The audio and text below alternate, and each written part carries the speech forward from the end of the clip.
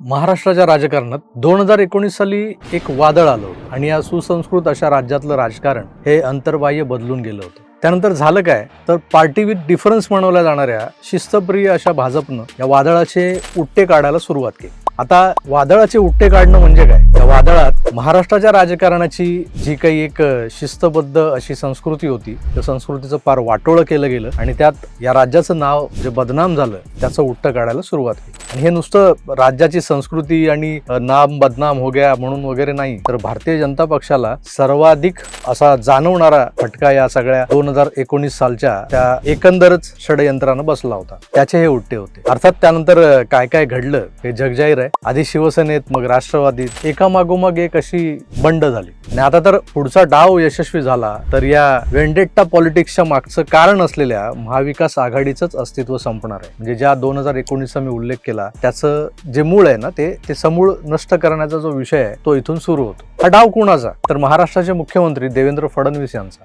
पण या डावाच्या केंद्रस्थानी आहेत ते शरद पवार. राज्यसभेच्या निवडणुकीनंतर महाराष्ट्राच्या राजकारणात जे काही घडलंय ते वरवर दिसतंय तेवढं साधं सोपं असं राजकारण नाहीये. तो आहे एक मोठा राजकीय मास्टर प्लॅन. आजच्या आपल्या या भागातून आपण समजून घेणार आहोत की भाजपचा पुढचा डाव काय. 86व्या वर्षी राज्यसभेवर जाण्यासाठी आग्रही असे शरद पवार नेमकं काय प्लॅन करत आहेत? जे ते नुसतं राज्यसभेवर जाणं हाच उद्देश आहे आणि त्याचबरोबर महाविकास आघाडीचं भवितव्य काय असणार आहे?